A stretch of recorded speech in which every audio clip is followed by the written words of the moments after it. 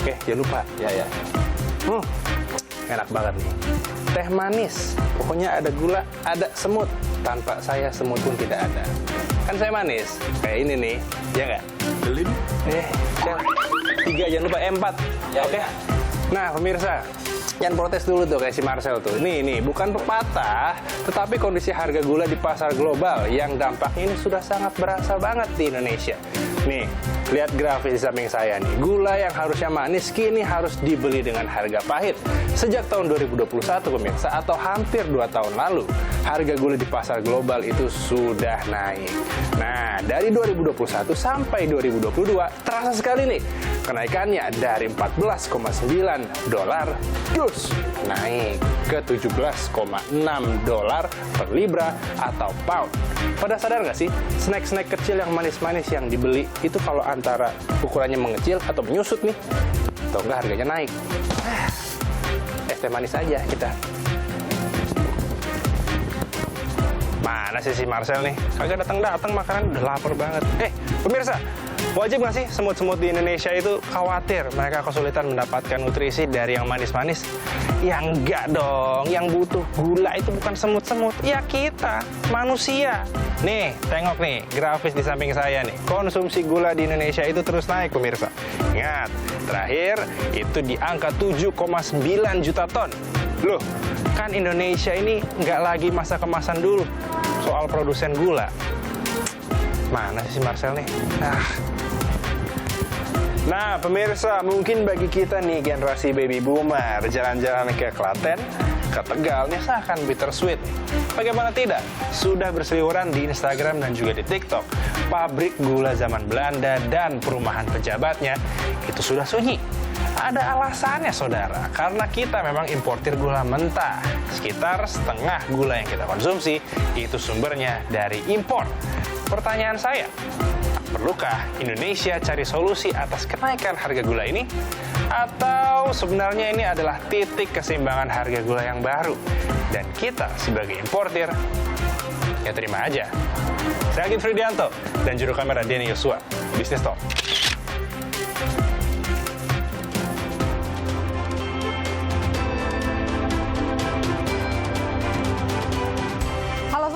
Anda kembali menyaksikan Business Talk bersama saya Masih serta Regan. Kalau kata rekan saya tadi benar, saudara, gula rasanya manis tapi harganya makin pahit. Tren kenaikan harga gula di dunia terus naik bahkan semenjak pertengahan 2021, saudara. Dan Indonesia itu konsumsi gulanya ke-6 paling banyak di dunia.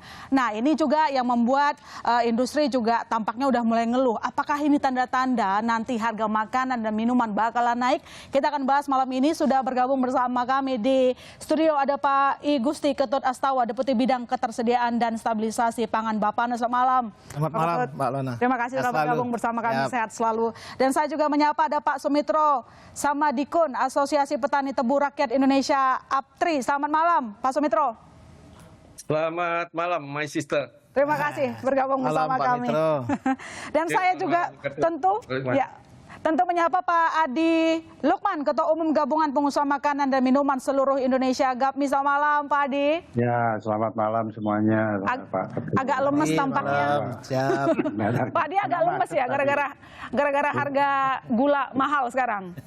Iya, ketendang gula ini.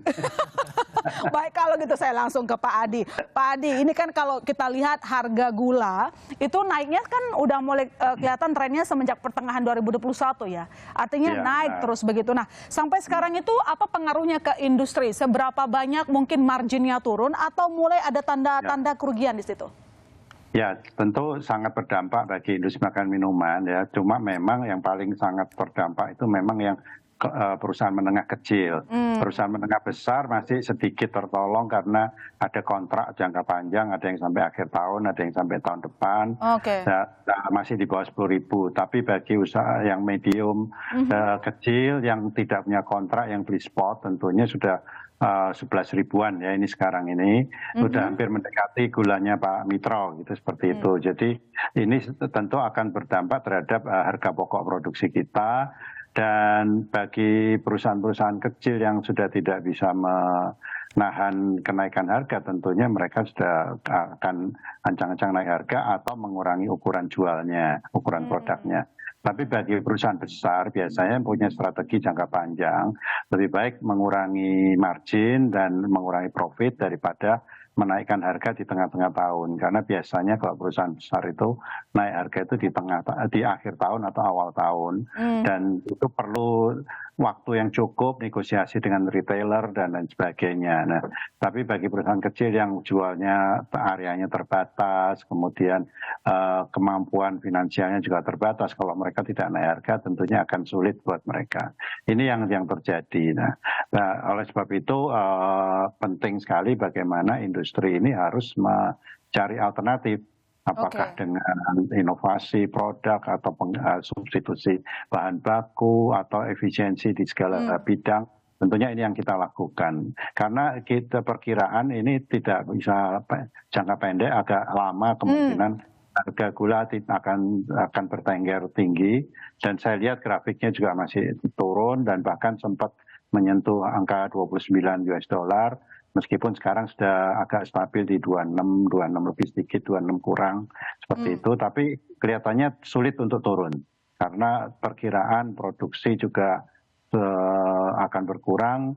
Dan yang paling penting di Brasil ini lebih banyak tebunya dipakai untuk etanol, untuk biofuel. Karena di sana insentif BBM-nya dipotong atau dikurangi sehingga etanolnya akan lebih berdaya saing. Nah, kemudian di Thailand kan juga kita tahu semua ada pengurangan sekitar 40% kemungkinan produksinya karena kekeringan dan juga areanya berkurang. India demikian juga karena gelombang panas. Nah, kita berharap mudah-mudahan Australia bisa sedikit menolong nih. Kan Australia mulainya di Juni-Juli sampai nanti setelah Juli baru bisa panen ya. Mudah-mudahan Australia ada sedikit menahan kenaikan harga seperti itu. Oke, baik Pak Di. Sebelum saya ke Pak Ketut, saya mau ke Pak Sumitro dulu. Pak, tadi disebutkan bahwa ini tampaknya untuk GKP ya, kristal murni dan juga rafinasi itu perbandingan harganya udah mulai nggak jauh begitu ya. Saya mau cek ke lapangan ke Pak Sumitro, bagaimana tentang produksi gula konsumsi sekarang? Terima kasih, selamat malam. Produksi gula konsumsi kita ini laporannya sih setiap tahun mengalami kenaikan.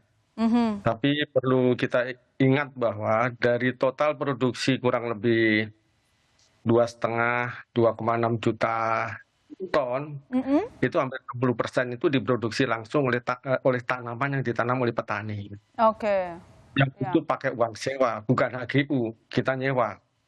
Ya, dan kita menggunakan pupuk juga yang mulai tahun 2019 kita sudah subsidinya udah dicabut.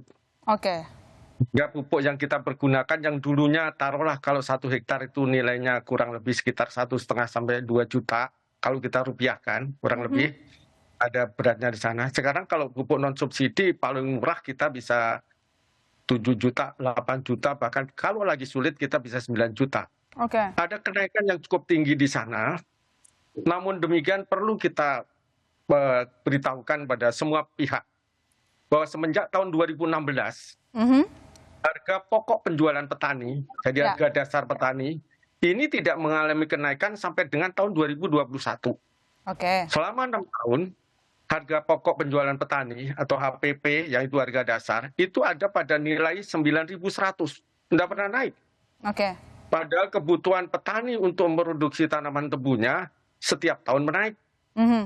Juga kalau kita bandingkan, ini kan harus ada rasio, ya ada perbandingan yang rasional kalau dengan tanaman lain yang di sini bukan menjadi pesaing ya, tapi menjadi pembanding kita adalah padi. Harga gula ini jangankan lebih rendah dari harga beras, nggak boleh. Harga gula ini rasionya harus 1,5. Itu dengan harga beras. Karena beras itu panennya 2 kali, gula 1 tahun 1 kali. Untuk beras atau padi itu 2 kali, bahkan ada yang 3 kali. Nah, selama tahun 2016 sampai dengan tahun 2021, tidak hanya harga dasarnya yang tidak pernah naik, harga eceran tertinggi itu keputusan Menteri Perdagangan itu nggak pernah naik juga. Bahkan 2016 ada pada 13.000. dengan acuan juga lelangnya harus sampai pada angka 11.000. 2017, 18, 19, 20, 21 ada pada nilai 12.500, tidak pernah naik. Kebutuhan kita naik. Nah, kenapa ini kami sampaikan? Dari situ pendapatan petani bahkan kalau kita bilang ada berkurang, juga ada yang merugi. Nah, dari pendapatan petani yang merugi ini, pola pemeliharaan tanaman kita menjadi turun. Pupuk yang kita nggak kuat, ya udah nggak usah sampai 1 ton lah, nggak usah 8 kintal, sekedarnya aja. Ini menurunkan produktivitas tebu kita. Belum lagi rendemen pabrik gula. Kita kan pabrik gula yang terbanyak kan BUMN. Itu tidak mengalami kenaikan yang signifikan dibandingkan dengan peningkatan kebutuhan untuk petani, untuk tanaman. Belum lagi kebutuhan yang lain, kebutuhan hidup kita juga meningkat loh. Upah tenaga kerja kita juga meningkat. Nah, ini dari sinilah yang menimbulkan bahwa yang ini sudah sering kami ingatkan. Suatu saat nanti bila harga gula internasional tinggi, kita tidak memperkuat produktivitas di dalam negeri, kita akan kalah kabut. Dan hari ini kita diingatkan oleh keadaan. Baik, terima kasih Pak Sumitro. Ini sangat menekankan permintaan kenaikan HPP ya Pak, yang saya lihat ada sekitar Rp15.000 per kilogram. Saya ke Pak Ketut ada 2 pertanyaan. Berarti pertama Pak, kalau kita lihat sekarang untuk menjawab pertanyaan dari Pak Adi dan juga Pak Sumitro, Pak Ketut, kalau kita lihat memang harga gula mentah dunia naik berdampak ke harga kristal putih juga termasuk dan juga rafinasi. Nah, untuk menstabilkan harga, apa yang sudah dilakukan pemerintah atau mungkin yang akan dilakukan? Baik, Mbak Lana. Apa yang disampaikan Pak Adi, Pak Mitro itu kondisi real. Artinya kenaikan gula internasional ini memang nyata adanya. Disebabkan oleh berbagai faktor. Pak Adi sudah menyampaikan di Brazil mereka beralih ke etanol, kemudian produksi di India turun, Thailand pun seperti itu. Ini pasti kondisi real dan nyata harga naik. Nah, ini berdampak pada harga di dalam negeri kita juga. Otomatis produksi dan lain sebagainya yang berkaitan dengan gula juga berpengaruh. Termasuk Pak Adi, sangat berpengaruh ini kenaikan gula. Oleh karena itu, dalam rangka mengantisipasi, memang pemerintah, kami Badan Pangan Nasional, melihat dari neraca, kemudian kita lihat kondisi kenaikan harga ini, kita langkah pertamanya adalah melakukan koordinasi dengan teman-teman. Apa pola produksi yang ada di Indonesia. Saya dengan Pak Mitro menanyakan dan lain sebagainya, kita kolaborasi dulu. Setelah itu memang kita harus menata ulang harga acuan yang kita tetapkan. Sehingga harga itu wajar di tingkat petani. Apa yang disampaikan Pak Mitro, Pak Kepala Badan selalu mengatakan bahwa harga wajar di tingkat petani sebagaimana arahan Bapak Presiden dan Pak Kabadan, Pak Arief Prasetyo Hadi selalu juga kita juga harus berdiri di 3 posisi. Posisi hulu di tingkat petani, peternak yang harus kita pikirkan, harus kita jaga kan begitu kan ya. Kemudian di tingkat tengah-tengah, di tingkat konsumen. Harus wajar semua sehingga mau tidak mau dengan kondisi harga yang memang naik, kemudian kondisi produksi luar negeri juga mulai turun, kita juga harus mengantisipasi sehingga ini saatnya bapak-bapak atau teman-teman kita, para sedulur-sedulur petani kita untuk berproduksi sebenarnya karena harga sudah bagus. Nah, kemudian pemerintah pasti memperhatikan kondisi ini dan kami sudah membahas beberapa kali sehingga harga wajar harus kita keluarkan kembali. Sehingga para petani kita juga giat berproduksi, kemudian wajar juga di tingkat konsumen yang diperoleh oleh konsumen dengan harga yang wajar juga. Saya kira demikian, Mbak. Satu sisi memang kita berpikir soal konsumen, tapi tidak bisa mengesampingkan para petani juga. Sangat betul. Nah, untuk menjawab lebih tepatnya disebutkan oleh Pak Mitro tadi, Pak, apakah memang HPP gula untuk dinaikkan Rp15.000 per kilogram akan segera diputuskan? Saudara jangan kemana-mana, Bisnis Talk masih akan segera kembali.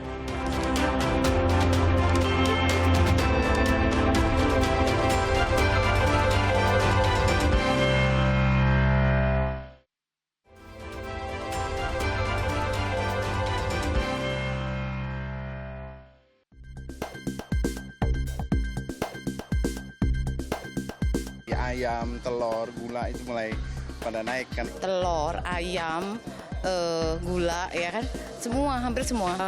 Kayaknya hampir semuanya naik. Hampir semuanya naik ya.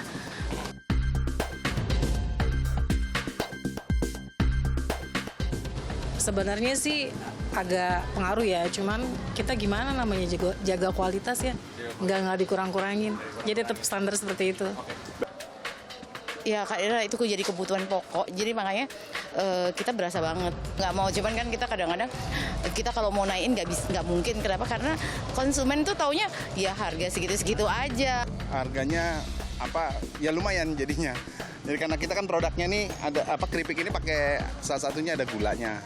Jadi kita sangat ibaratnya dengan kenaikan harga itu ya berpikir gimana cara supaya harganya tetap intinya gitu.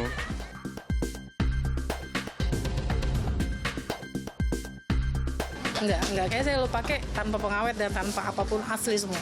Asli semua. Akan ada perubahan nggak nih sama harga dari yang Kalau harga sih kayaknya enggak ya, cuma mungkin agak takarannya aja dikurangin. Ya emang kita yang lagi kita pikirin alternatifnya Mas, karena salah satu gula itu kan kemana-mana kita harus pakai ya.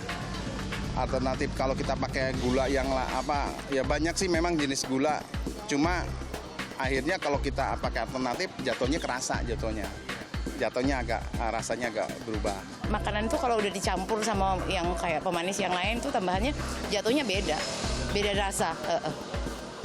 Kita belum ada alternatif lain. Ya, kita lanjutkan diskusi kita, Pak Ketu. Pertanyaan yang tadi terputus bahwa tadi ada desakan lah kita sebutnya untuk segera menaikkan HPP dari gula begitu. Nah, sejauh ini kan sudah dibahas ya setahu saya. Nah, kapan kira-kira diumumkan, apakah bisa dikabulkan permintaan tersebut? Mungkin saya jelaskan dulu. Artinya pada saat peningkatan harga gula, Pak Kepala Badan, Pak Arief sudah memerintahkan ke kita sebenarnya kepada kami, tolong pastikan harga gula bisa hitungannya wajar. Hitungannya wajar ya, artinya para petani pasti seluruh petani ingin tinggi kan begitu kan, di konsumen ingin rendah. Nah kita cari wajarnya. Nah wajar itu kami sudah beberapa kali diskusi dengan teman-teman melibatkan Kementan, Kemendag, Kemenkoekon dan semua stakeholder yang ada. Kita coba menghitung, termasuk Pak Mitro juga kita ajak, coba kita menghitung struktur biaya produksinya seperti apa. Sehingga harga wajar itu bisa diperoleh mungkin tidak 15.000, mungkin turun sedikit. Sehingga benar-benar hitungannya pada saat harga itu keluar, sedulur petani kita tidak rugi. Kemudian begitu ke konsumen juga rasa-rasanya masih wajar. Itu yang kita cari. Dan oleh karena itu mudah-mudahan di Rakortas bisa dilaksanakan sesegera mungkin karena kita menunggu Bapak Menko waktunya sehingga pada saat Rakortas sudah disahkan, saat itulah bisa dipastikan harganya berapa. Jadi harga wajar yang penting. Harga wajar Pak Mitro, jadi mungkin belum tentu 15.000 per kilogram, tapi pasti naik katanya. Kalau kayak gitu puas ya Pak Mitro? Saya ingin kembali sampaikan ya. Tahun 2016 sampai tahun 2021, 6 tahun gula kita nggak pernah naik. Baik. Coba bayangkan ya. Padahal kalau tadi yang banyak kan itu pengusaha kita ya. Tapi untuk diketahui, ketika harga telur naik, kebutuhan kami ini, belanja kami juga naik. Ketika ayam naik, kita juga nggak semuanya punya pemelihara ayam, kita juga beli ayam. Bahkan ketika BBM naik, kita juga terdampak. Tenaga kerja naik, upah buruh, upah tenaga kerja kita di kota naik, upah tenaga kerja kita di sawah naik. Tapi ini selama 5 tahun, bahkan 6 tahun, kita tidak pernah naik. Jadi coba dari 9.100 itu andaikan setiap tahun nggak usah tinggi-tinggi lah kita naik 1.000, maka sebetulnya sekarang wajar itu wajar dibanding siapa itu. Jadi kami bukan dalam bahasanya ngeyel, enggak lah. Cuma ini kan kita harus juga berpikir kalau ini nanti kita tidak bisa memenuhi juga untuk keuntungan ini tidak bisa memenuhi. Kita ingin sampaikan ini bukan mendramatisir ya. Jangankan untuk memperbarui tanaman kita, misalnya waktunya bongkar ratun. Kadang-kadang uang yang dibawa pulang ini untuk memelihara kepatutan kehidupan kita ya, kebutuhan hidup. Ini pun kita juga udah susah lah, perlu kerja yang lain gitu. Oke, ini kalau suara petani kekeh 15.000, kita tunggu nanti kebijakan yang adil bagi petani, adil untuk konsumen. Kalau begitu saya ke Pak Adi, kita ke gula industri lagi. Pak Adi tadi Anda mengatakan bahwa misalnya banyak pengusaha yang memikirkan ya antara menaikkan harga jual produk makanan minuman atau mungkin mengurangi porsinya. Tetapi mungkin bisa dibocorkan berapa banyak yang sudah siap dalam waktu dekat untuk menaikkan harga jual produk mereka? Kalau saya bicara dengan perusahaan-perusahaan besar, rata-rata masih belum ada rencana ke sana untuk kenaikan harga ya. Tapi saya dengar ada beberapa perusahaan-perusahaan yang kecil tadi memang sudah akan menaikkan harga. Cuma kenaikan harga ini tentunya sangat bergantung dari produk yang ada, berapa persen mereka pakai gula ya. Tapi hitungan saya perkiraan mungkin akan berdampak secara total kalau mereka itu harus naik mungkin sekitar 5-7% perkiraan saya ya. 5-7%? Ya, itu cukup berat bagi retail ya, karena pangan itu sangat sensitif harga ya. Nah, tapi kalau yang sudah tidak bisa menahan harga pokoknya tentunya akan sulit mereka untuk bertahan. Apalagi mereka tidak punya kontrak, tidak punya stok dan lain sebagainya. Seperti itu. Oke, Pak Di, kita kan tahu bahwa memang untuk perusahaan makanan minuman yang besar ini mengandalkan gula impor ya, rafinasi. Ya, benar. Harganya memang jauh lebih murah ya. Tapi pertanyaan saya, mungkin tidak kita industri makanan minuman juga mengandalkan gula dalam negeri saja. Apakah memang masalahnya hanya soal harganya yang tinggi atau ada faktor lain, katakanlah kualitas misalnya? Oke, baik. Jadi pemerintah sudah membuat keputusan yang tegas, Permen 3 tahun 2021, itu untuk industri harus pakai gula rafinasi. Untuk gula kristal putih itu hanya untuk konsumsi. Jadi industri tidak diperbolehkan membeli dari gulanya Pak Mitro untuk industri, dan cukup untuk memenuhi kebutuhan konsumsi Pak Mitro punya. Teman Pak Mitro. Nah, ini ketegasan pemerintah dalam membina konsumsi gula dan pemakaian gula untuk baik konsumen maupun industri. Nah, kita kalau perusahaan besar memang pasti akan taat untuk tidak memakai GKP ya. Tapi kita juga tidak bisa menutup mata bahwa banyak industri-industri kecil rumah tangga itu mereka tentunya akan sulit dibedakan ya antara gula kristal putih dan gula rafinasi, itu pertama. Tapi yang kedua adalah industri-industri banyak yang pakai gula rafinasi karena dari kebutuhan peningkatan mutu ya.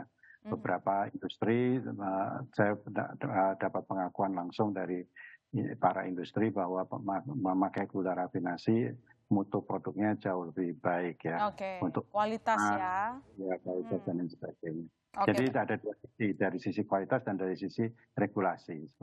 Regulasi dan kualitas. Tapi secara kualitas tadi Anda menyebutkan bahwa tampaknya produksi gula dalam negeri harus ditingkatkan kualitasnya, begitu ya? Benar. Baik, nanti saya ke Pak Mitro, tapi sebelumnya saya ke Pak Ketu lagi. Pak Ketu, kalau kita lihat data itu tahun ini tampaknya rencana impor dari gula itu lebih kecil ya dibandingkan 2022, rencananya untuk tahun ini 4,6 juta ton.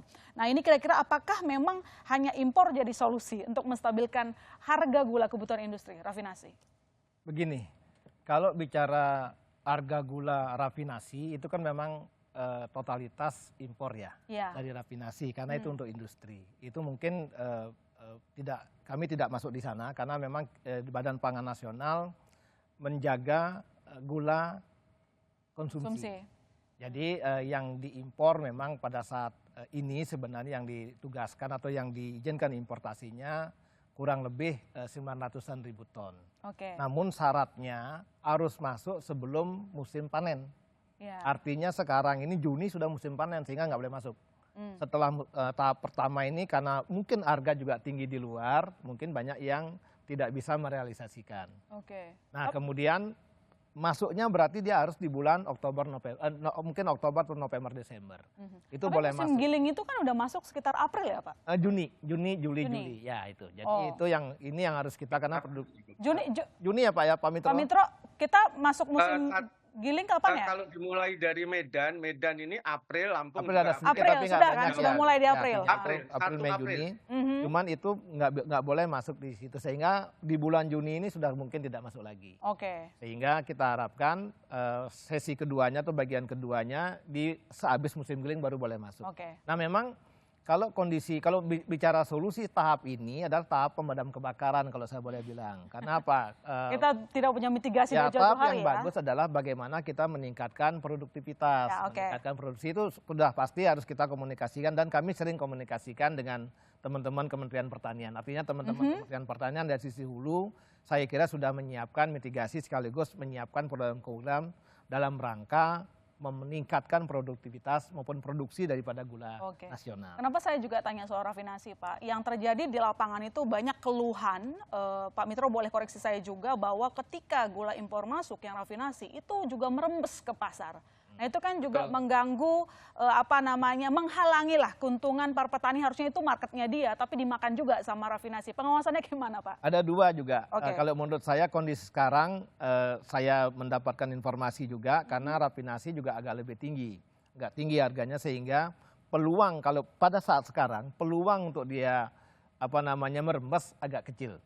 Karena di samping memang kebutuhan rafinasi untuk industri juga masih besar, kemudian harganya juga masih relatif tinggi. Yang kedua, sudah jelas rafinasi itu tidak boleh digunakan untuk dijual di pasar bebas, di pasar tradisional maupun di market yang lain tidak boleh. Aturannya tidak boleh. Sehingga titik pengawasannya harus diperkuat. Di sini jelas, saya kira Pak Mitro bisa menjelaskan juga, pernah Noel ada laporan sehingga dikejar dan ditindak perusahaan-perusahaan yang melakukan perembasan gula rafinasi. Saya kira pengawasan Kementerian Perdagangan juga sangat tinggi di sini.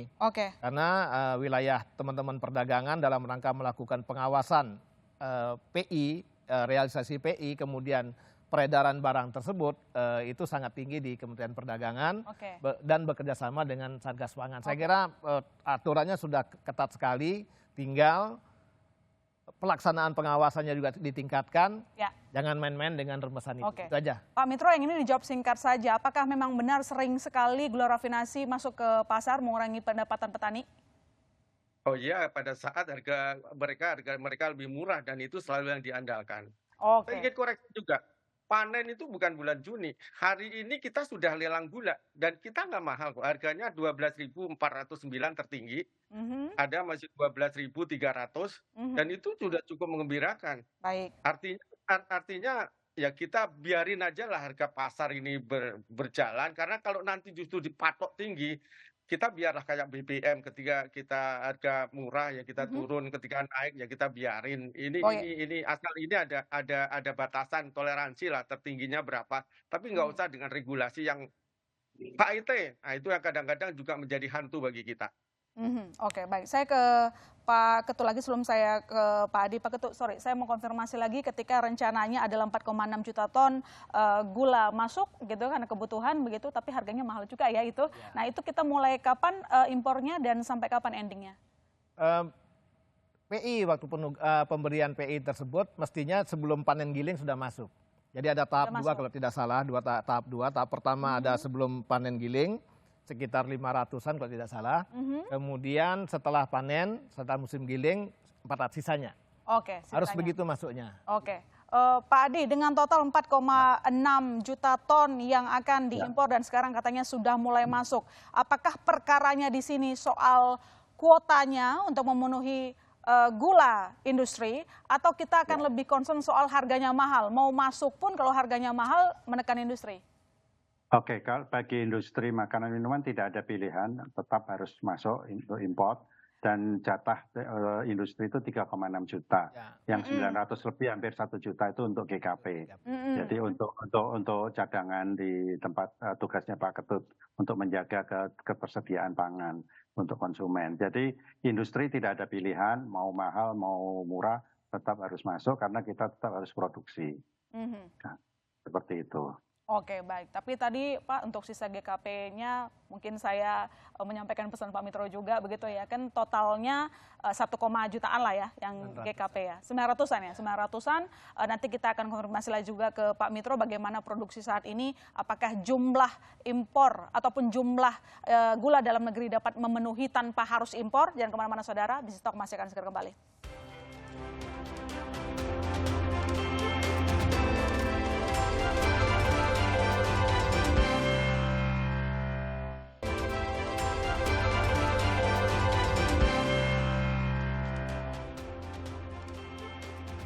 Ya, Anda kembali menyaksikan Business Talk dan telah bergabung juga di segmen kita ada Mbak Titis Nurdiana, wartawan Suara Kontan. Mbak Titis, panjang ya diskusi kita malam ini, banyak angle-nya gitu ya, banyak harus dipikirkan, konsumen iya, petani iya, tapi satu ya pedagang iya, ya tapi fakta yang tidak bisa kita kesampingkan dan paling utama kita masih bergantung sama impor gula. Jadi apa-apa yang terjadi di global kita kena begitu, kita kena dampaknya. Nah, saya langsung ke Mbak Titis saja kalau begitu. Mbak Titis, yang tadi sebenarnya satu sisi ini terdesak nih semua, ya kan? Ya, harganya mahal tapi kita butuh begitu ya. Satu sisi kalau ke GKP, konsumen katakan gitu, kalau sebagai konsumen kita pengen yang murah ya, tapi petani udah teriak-teriak nih, aduh saya mau dong begitu. Sudah tidak ekonomis. Iya, sudah tidak ekonomis. Cuman kalau kita lihat tadi hasil perbincangan ini, ketika kita ngomongin rafinasi versus gula kristal murni, ini kok tampaknya impor ini dianggap lebih baik. Satu sisi harganya lebih murah, makanya merembes ke pasar ya kan. Yang kedua kualitas. Nah, dari sini apa yang bisa kita simpulkan? Kita masih bergantung impor, kualitasnya dan juga jumlahnya juga masih mengandalkan impor. Silakan. Ya, kalau dari pandangan redaksi sebetulnya kan jelas bahwa sebenarnya ada dua sisi terkait tentang gula. Satunya memang gula untuk industri yang majority semuanya adalah impor lah. Nah, sementara gula yang untuk konsumsi lokal gitu kan, diproduksi dari lokal.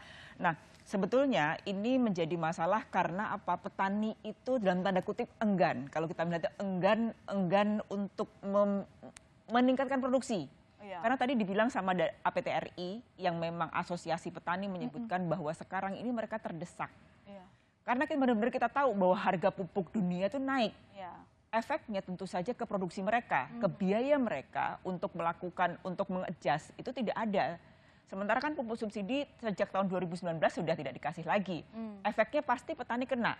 Itu belum tadi disebutin Pak Mitro, belum ongkos petaninya, belum ongkos. Jadi intinya harga yang sekarang 11.500 Pak ya, 11.400 itu menjadi tidak ekonomis bagi mereka untuk mengejar harga yang terjadi, gitu, harga yang ada gitu. Itulah kenapa tadi Bappenas yang memang menetapkan harga untuk petani harus benar-benar bijaksana. Sebetulnya harga keekonomian itu berapa sih? Kalau perhitungan petani 15.000. Tapi kan tadi bahwa ada 3 unsur yang harus dipikirkan oleh pemerintah, yakni konsumen, petani, sekaligus untuk industri Pak ya. Industri yang memang menggunakan gula konsumsi. Nah, disinilah titik keseimbangan, kebijaksanaan dari pemerintah supaya memang ada minat petani untuk tetap meningkatkan produksi. Kedua, konsumen juga terlindungi dari harga. Gitu. Itu unsur 3 hulu dari hilir memang harus dipikirkan. Dan itu memang tugas Bappenas untuk segera menetapkan harga itu. Sementara tadi harga lelang sebetulnya kan bagus kan, di 12.400, 12.600 itu kan sebetulnya udah kabar baik gitu kan, kabar baik. Nah, disinilah sebetulnya kejelian bagi pemerintah untuk menetapkan segera. Nah, yang menjadi concern bahwa sebetulnya kan sebenarnya Pak, kalau saya salah tolong koreksi, bahwa sebenarnya kan ada draft presiden yang mengamanatkan bahwa tahun 2028 kita itu harus swasembada untuk gula konsumsi. Sementara untuk industri 2030, artinya apa? Apapun yang kita kerjakan, gitu, apapun yang kita kerjakan untuk program swasembada 2028 itu memang harus segera dilakukan. Dilakukan seperti apa sih sebetulnya? Apa sih kendalanya itu? Dan kalau kita lihat sebetulnya dari produktivitas, dari perluasan kebun, itu menjadi pekerjaan yang sangat serius yang memang harus diperhatikan. Apakah produktivitas itu kita sudah semakin bagus? Apakah kemudian perluasan lahan? Tadi kan disebutin bahwa lahan itu kebanyakan sewa. Otomatis cost-nya juga mahal gitu. Guna usaha gitu. Nah, itu kan artinya apa? Ada banyak, apakah kita memang memiliki ketersediaan lahan untuk mampu meningkatkan produktivitas mulai dari bibit, mulai dari pupuk. Nah, inilah yang harus dipikirkan segera oleh pemerintah, yakni ini tugas pemerintah ya.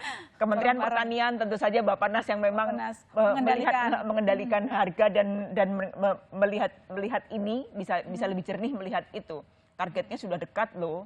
Apakah waktu itu cukup untuk benar-benar swasembada konsumsi di 2028? Baik. Yang juga penting sebetulnya di Undang-Undang 30 Pak, mohon itu diingatkan bahwa kita tuh punya Undang-Undang 39 tahun 2014 tentang perkebunan. Sebetulnya amanat di undang-undang itu jelas, pasal 45 ayat 2, bahwa sebetulnya pengolahan hasil kebun harus memenuhi minimal 20%. Ini nyaris nggak dijalankan. Belum lagi kita ngomongin pengawasan.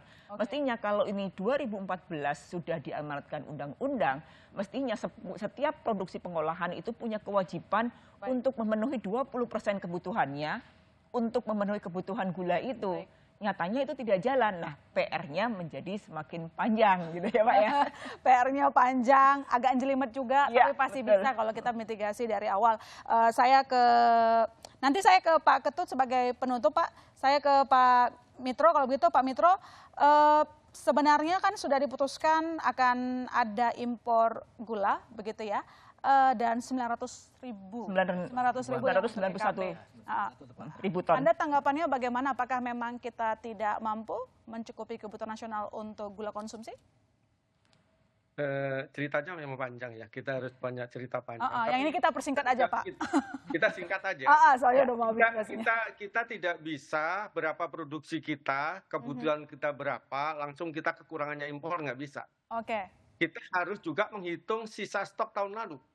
Sebetulnya kalau berdasarkan kuantum, maka sisa stok tahun yang lalu itu kurang lebih ada 2 juta. Panenan kita kurang lebih 2,5 itu udah cukup. Nah, kalau kita memang udah diputuskan mau impor 900.000, sebetulnya ini karena udah terlanjur lah, oke lah. Ini harusnya diamanatkan kepada BUMN agar nanti kita ini bisa tenang. BUMN yang diberi tugas untuk impor ini jangan keburu dijual. Ini untuk buffer stok dong. Jangan malah seperti PT SGN ini malah forward sale, belum punya gula udah dijual, harganya murah lagi. Ini kan menjatuhkan petani juga. Berikutnya lagi yang saya ingin sebetulnya membantu barangkali. Memang kalau langsung produksi gula lokal itu tidak berdasarkan aturan ya. Sebetulnya masih bisa juga ini, masih ada produk kita yang bagus itu dipakai di industri makan minum masih bisa. Apalagi yang kalau kopi sasetan itu masih bisa karena dia kandungan gulanya juga masih cukup. Cuma kalau kita memang bisa menekan harga itu jangan dari tekanan di hilir. Dari hulunya kita harus pelihara petani ini supaya produktivitas kita meningkat, maka biaya pokok produksi kita akan turun. Nah, harga gula kita akan bisa bersaing juga. Dan kita tidak perlu seluruhnya produksi kita. Andaikan kita itu bisa memproduksi 3,5 juta ton, maka kita tidak seluruhnya dibuat gula putih. Sebagian dibuat raw sugarnya digilingkan di pabrik gula rafinasi. Kan bisa, tetapi kita harus bisa memenuhi kebutuhan dasar petani. Kredit aja kita susah loh, Mbak. Baik Pak. Semoga Kementerian Pertanian juga mendengarkan kita malam ini, dialog ini, untuk mendengarkan suara Pak Mitro. Kecil, belum ditutup ya. Bertanam tebu hari ini memang kita ini tidak menguntungkan karena sebetulnya kita ingin bertanam tebu itu menguntungkan sehingga pabrik-pabrik gula baru ini mereka juga mau nanam. Mereka sekarang tidak mau nanam karena memang nanamnya rugi. Nah, buatlah kita untung, menarik. Ketika kita untung, produktivitas kita meningkat dan ketika peningkatan produksi biaya pokok produksi kita akan turun dengan sendirinya karena produksinya meningkat. Jangan seperti sekarang, produksi kita turun, biayanya semakin tinggi. Ya, cita-cita kita sama-sama kok, Pak Mitro. Saya ke Pak Adi, kalau gitu Pak Adi, sekarang harapan dari industri apa kira-kira? Memang sudah ada impor, tetapi mungkin ada hal yang perlu dievaluasi yang kami tidak tahu, tapi industri tahu. Silakan. Oke, baik. Jadi kalau saya lihat, saya sangat sepakat dengan Pak Mitro bahwa input di petani itu harus dipertimbangkan untuk sekecil mungkin supaya petani bisa mendapatkan harga pokok yang murah sehingga bisa memenuhi kebutuhan dalam negeri yang cukup dan tingkat produktivitas mulai penggunaan benih yang bagus, pupuk dan lain sebagainya. Ini bukan terkait langsung dengan industri, tapi akan ada pengaruhnya terhadap industri pertama. Kemudian yang kedua, segala kemungkinan bisa terjadi. Gap antara harga GKP GKR sekarang sudah semakin kecil dan bisa saja suatu saat terjadi GKR akan lebih mahal dari GKP. Ini tidak tertutup kemungkinan. Oleh sebab itu kita perlu antisipasi sistem GKR GKP ini juga perlu kita persiapkan, ini kita bahas karena disparitas harganya sudah semakin kecil gapnya. Mudah-mudahan ini bisa menjadi konsiderasi dari pemerintah untuk memikirkan ke depan industri pergulahan kita seperti apa. Dan bisa saja mungkin tidak ada GKR GKP lagi, kembali seperti semula sesuai dengan negara-negara lain tidak ada GKR-GKP. Mungkin itu pendapat saya, sehingga kita perlu siap sama-sama baik dari hulu hilir yang kita siapkan untuk menyambut era baru di industri pergulaan ini. Baik, terima kasih Pak Adi. Saya Pak Ketut, kalau begitu Pak Ketut mungkin bisa dirangkum, bisa menyambut aspirasi kami, dan mungkin bisa disampaikan juga ke Kementerian Pertanian atas pesan-pesan ini, karena ini intinya poinnya kita adalah mandiri untuk industri gula, untuk petani gula di Indonesia. Silakan. Baik, terima kasih Mbak Lola, Bu Titis. Kita baru ketemu, salam kenal. Saya kira apa yang disampaikan Pak Mitro sebagai sedulur petani kita, kemudian Pak Adi, sebenarnya sekali lagi saya sampaikan, Bapak Kepala Badan Pangan Nasional selalu berpikir, selalu menindaklanjuti arahan Bapak Presiden bahwa harga di hulu harus kita perhatikan dengan wajar. Artinya apa? Badan Pangan Nasional dalam menetapkan kebijakan harga, poin pertamanya mulai dari hulu. Ya. Kalau dulu mungkin mulai dari hilir. Nah sekarang kita balik, kita mulai dari hulu. Hulunya wajar dulu sehingga mereka berproduksi. Kemudian baru kita sesuaikan ke hilirnya. Nah kalau ini bisa kita bangun secara bersama, kolaborasi semua pihak, saya kira pasti bisa kita laksanakan, pasti akan berdampak positif bagi kebijakan-kebijakan dan pengimplementasian daripada kebijakan tersebut. Yang kedua mungkin kalau boleh saya nambah sedikit saja, bahwa Badan Pangan juga akan mendorong bagaimana kita bisa mandiri.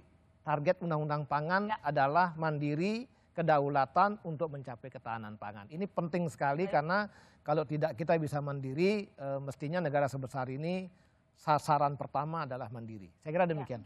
Harapan kita bersama semoga kita bisa wujudkan dalam waktu yang mungkin lebih singkat. Begitu. Terima kasih Pak Igusti Ketut Astawa, Deputi Bidang Ketersediaan dan Stabilisasi Pangan Bappenas. Terima kasih banyak Pak telah bergabung bersama kami. Selamat siang Pak Mitro, Bu Titis. Malam Bapak. Sudah malam. Siang soalnya. Saya juga ucapkan biar ada joke-nya dikit. Iya benar, joke. Dan saya juga ucapkan terima kasih ke Pak Adi Lukman, Ketua Umum Gabungan Pengusaha Makanan dan Minuman Seluruh Indonesia. Terima kasih Pak Adi telah bergabung bersama kami. Dan saya ucapkan juga terima kasih ke Pak Sumitro Samadikun, Asosiasi Petani Tebu Rakyat Indonesia sebagai Ketua Umum. Terima kasih banyak Pak, salam sehat selalu. Dan tentu saja Mbak Titis Nurdiana wartawan Sudara Kontan atas ulasannya. Dan saudara jangan kemana-mana, kami masih akan segera kembali.